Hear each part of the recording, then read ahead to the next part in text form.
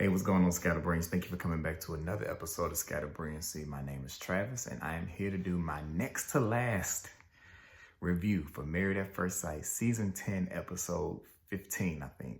Either 15 or 16, one of those two, I don't know. But Decision Day. Honestly, I did not watch last week's episode. That's why you didn't get a review. I attempted to watch the episode, but I turned it on, and Katie's face, I think, might have been the first face that popped up, and I was like... I can't do it. I couldn't. I could not watch last week's episode. I could not muster up enough energy to sit through 2 hours. I even contemplated recording the abridged version of tonight's episode just so I'd have to sit through everything. So what I did tonight was we recorded it and I watched it on fast forward. But it's Decision Day. At the beginning of every season, I think pretty much every season that I reviewed, I always did my predictions. So these were the predictions that I made way back at the beginning of the season. But if I had to guess as far as these three couples, if they will choose to stay married or choose to get a divorce just based off today, I'm going to wager that Carrick will choose to stay married. I'm going to wager that Braylor will choose to get a divorce. And I'm going to wager that Justin would choose to stay married. That's just kind of how I feel based off now. And for the couples for next week, the one with the guy in the hair, I don't think that they'll stay together. And I think that Eminem will choose to stay married. But I'll give an update on those two after I see that episode. So given that, let's talk about how correct I might have been. We'll first start off talking about Justin. We obviously know that they decided to stay married. What's his name? Jake? No, his name Austin. Austin finally told Jessica that he loved her, so good for them.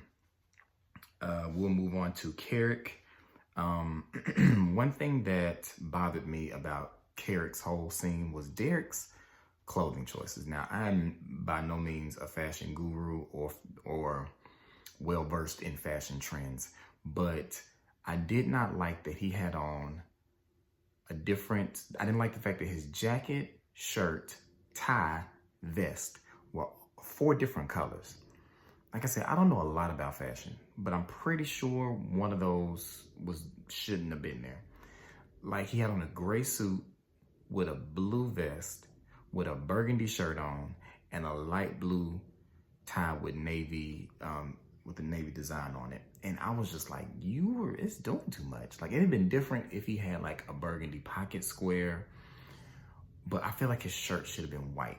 And so every time he came on the screen, I was just like, this combo is bothering me. But anyway, I took a couple of notes for people, but not a whole lot. Hood Rat Katie says that there is no emotional connection between them and that she just really had a friendship with Derek. And I think Hood Rat Katie's biggest issue this whole season is that she has been comparing Derek to whoever this ex is and whoever her past relationships were with. And even in the preview for the reunion, we'll talk about that later, how that probably all connects. But I think Hood Rat Katie just spent too much time with the ex in the back of her mind. She really should have just took the out when she had the chance at the beginning of the season when the ex reached out to her, because it was pretty clear that that's where her heart, I think, has been this whole time. So as far as them not being able to establish an emotional connection that she felt like was really worth anything, it's probably because you were still emotionally tied to whoever this ex is.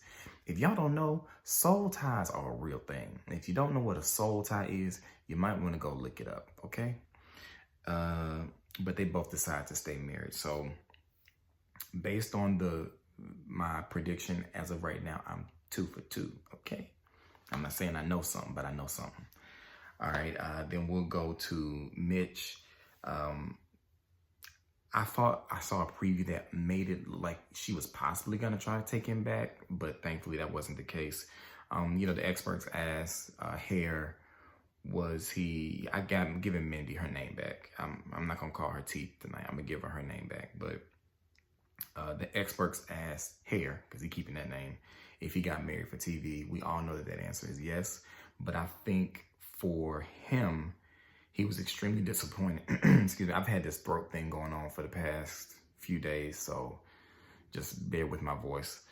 But I think Hair was extremely disappointed when he saw Mindy for the first time.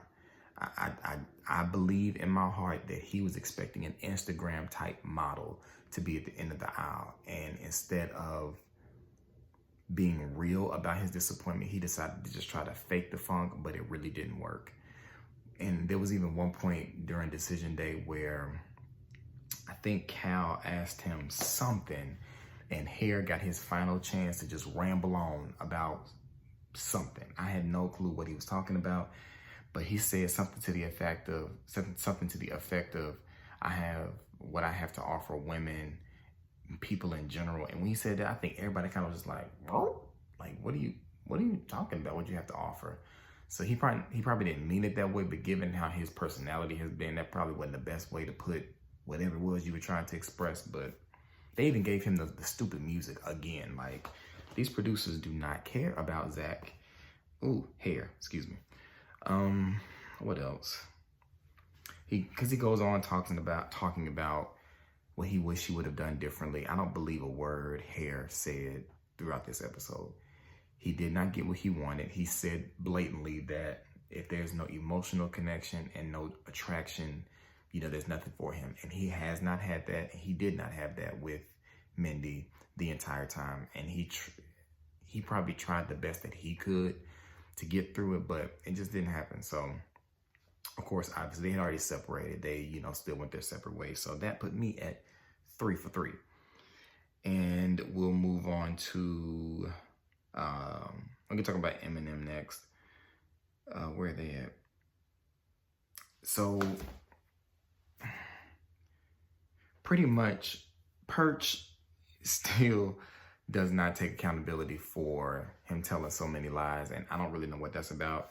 He came up with another excuse tonight about saying something like, when things aren't going my way, I start reverting back to, bad habits. So I guess he feels like when things don't go his way, lying is the best thing to do.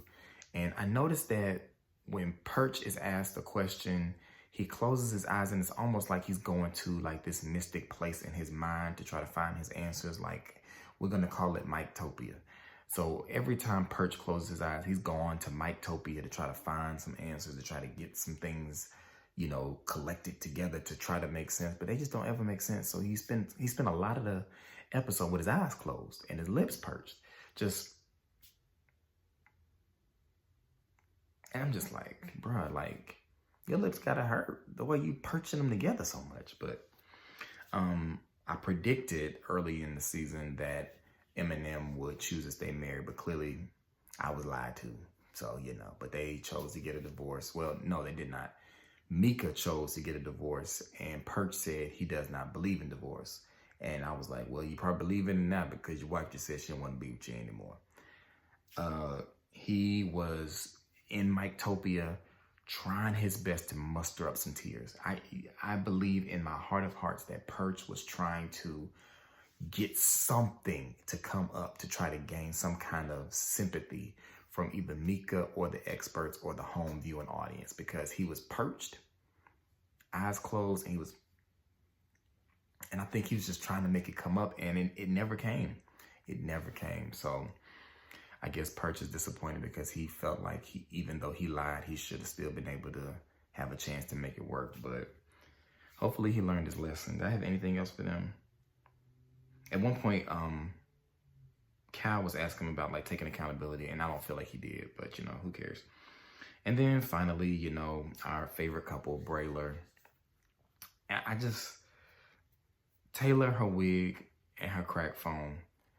I don't understand the goal of the hair. And I'm just being perfectly honest. I know somebody in my comments a while back said, can black men stop talking about black women's hair?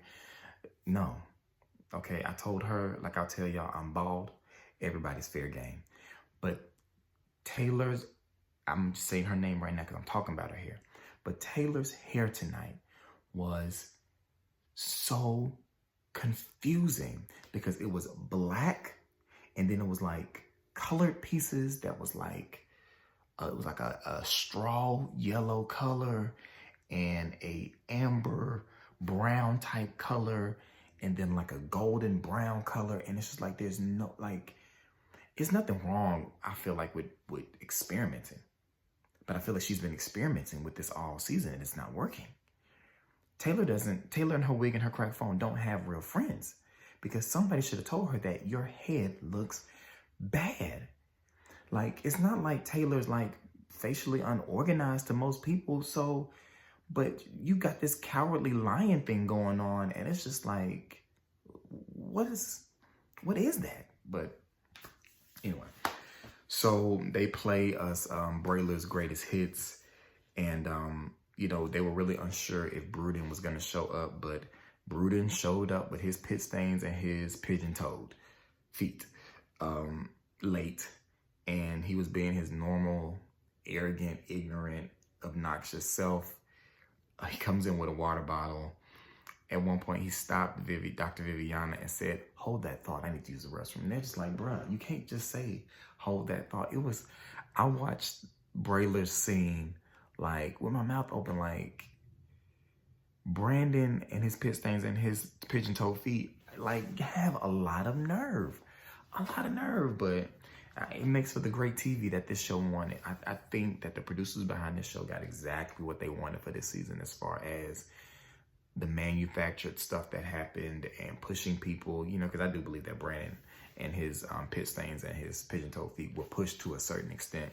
And I believe that Taylor and her wig and her cracked phone was manipulative to a certain extent as well. So I think that the producers of the show got what they wanted. But it was just so uncomfortable to watch Bruden and his pit stains and his pigeon-toed feet interact with the experts. He tried to tell them that the reason why he was the way he was because they made him late for work two times, and Cal pretty much called him a liar and said that's just not true. They didn't spend a lot of time on it, but who cares at this point? But they don't stay together. They didn't stay together. Obviously, they both wanted to get a divorce, and Bruden and his pit stains and his pigeon-toed feet said love don't live here anymore. And in my prediction, I predicted that they weren't going to stay together either. So I was 4 out of 5 right. I got 4 out of 5 right. And the last thing that, and I might be missing some stuff, but you know, whatever. The last thing that I thought was very interesting about this episode was, I fast forwarded through, like, when we caught up with the stayed married couples. When we got to this group dinner, okay, I don't know if anybody else noticed this, but I wrote down the order of how everybody showed up. So our married couples came first. You had Justin first, and then Carrick showed up. And then you had Mindy, who came by herself. And then Taylor, her cracked phone and her wig, came with Meka. And then you see Zach and Michael come. And you're thinking, oh, you know, Brandon didn't show up, no surprise there.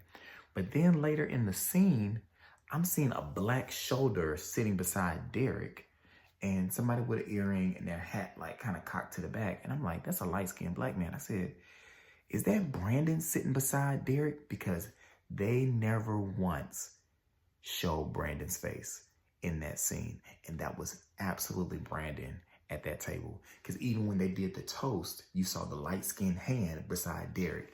And there was also a point where Brandon like tapped Derek on the shoulder. And we all know most of the time with these reality TV shows, if there's something being filmed, they don't have regular people just sitting beside the people being filmed. So my guess is probably Bruden and his pit stains and his slew-footed and his pigeon-toed feet did not wear a mic. So because he refused to wear a mic, they said, well, we can't have him on camera. Or production was being extra petty and was like, oh, you want to give us all this grief? You won't be on camera. But I just thought that was so crazy that he was there and we never saw him. And obviously, they never showed anybody interacting with him except for that one time that he tapped Derek and Derek looked at him. Michael was there as well. Perch was there, but nobody even interacted with him either, which I thought was really interesting. But you know, decision day was a bore as always. We kind of all knew how this was all going to play out. Nothing was a surprise. And as far as the preview for next week's reunion, like I told y'all, I found out from that Instagram page that Bruden and his pit stains and his pigeon-toed feet was uninvited to the reunion. And something happens between Katie, Hood Rat Katie, and Derek. He said that she had an affair. I'm going to wager that it was an affair with the ex. And then it's this whole thing about, and there are two cast members who have possibly explored the option of being more than friends. Now, my prediction for that is Taylor and her wig and her cracked phone, and Derek. Because out of all the possibilities, they're the only two that I think that could have had a connection. Because if you think about the retreat, they were sitting beside each other. They seemed to get along very well, which really made Hood Rat Katie upset. And I looked at it as, so Justin is still a couple. Obviously, it's not Carrot because they were a couple. And so that left, the way I looked at it as people who were left single was Perch, Bruden, his pit stains and his pigeon-toed feet, and Hair. Now, Hair, Bruden, and Perch have all been terrible husbands. So I couldn't imagine that a girl on the cast would have chosen to give her time to them. Derek has kind of been like a good guy, and Taylor and her wig and her cracked phone is just the easy option out of her and Meka. So that's what I think. I think it'll be something about Taylor and her wig and her cracked phone and Derek. So y'all put those predictions down in the comments. And, you know, I'll do my final Married at First Sight review next week. And again, I thank y'all so much for watching my reviews for the show. I will be picking up a new show or shows. I just got to decide what they're going to be. I'm not going to do a show that's already like started. It's going to be a show that I started from the beginning of the season. So you just have to stay tuned to see what that is going to be. Thank y'all so much for watching this video. Make sure you rate, comment, subscribe, share if you feel like it, and hit the bell, you know. I do have some other videos coming out very soon. I decided to vlog. You're going to get some family vlogs within the next few days, okay? But I'll be talking to y'all later. Peace.